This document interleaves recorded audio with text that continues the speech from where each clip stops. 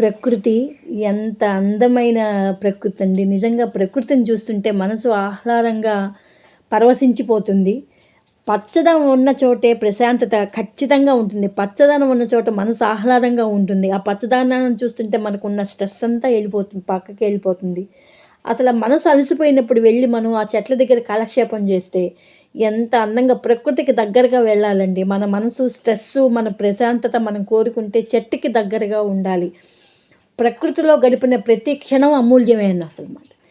చూడటానికే కాదండి, అనుభవించడానికి ప్రకృతి చాలా అందంగా ఉంటుంది. ఈ గాలి, ఈ పచ్చదనం మనసుని నింపేస్తాయి. పరిగెత్తే జీవితానికి చిన్న బ్రేకు ఇదే ప్రకృతి. అలసట తీరిపోతుంది. ప్రకృతి మనసుకు ఒక శాంతి మందు. అదొక మందులాగా, ఒక మెడిసిన్ లాగా పనిచేస్తుంది. పరిగెత్తే జీవితానికి చిన్న బ్రేక్ ఇదే ప్రకృతి అండి. ప్రకృతి మనకి ఎంతకాలం పరిగెత్తుతూ ఉండడమే. మనకంటూ ఒక మానసికంగా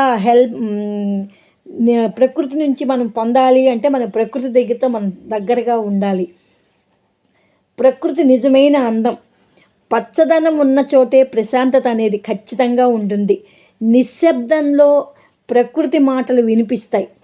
జీవితం బిజీ, ప్రకృతి ఈజీ.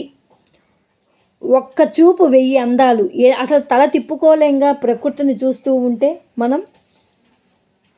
ప్రకృతి మనసుకు ఒక ప్రశాంతమైన లోకం. ఈ ప్రపంచం అంతా ఎంత అందంగా ఉందో అర్థమవుతుంది. నేను నిన్న ట్రైన్లో వస్తూ ఆ కిటికీ పక్కన కూర్చుని ఇది తీసిన వీడియో అండి ఇది.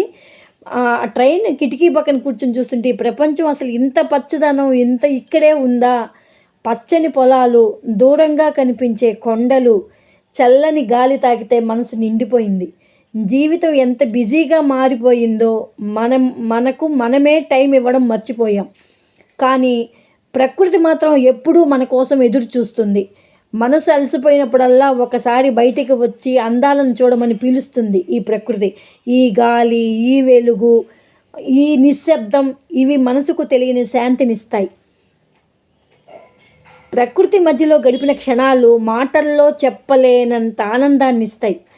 మన సమస్యలు ఎంత పెద్దవిగా అనిపించినా ఈ విశాలమైన ప్రకృతిని చూస్తే అవి చిన్నవిగా కనిపిస్తాయి మనకి.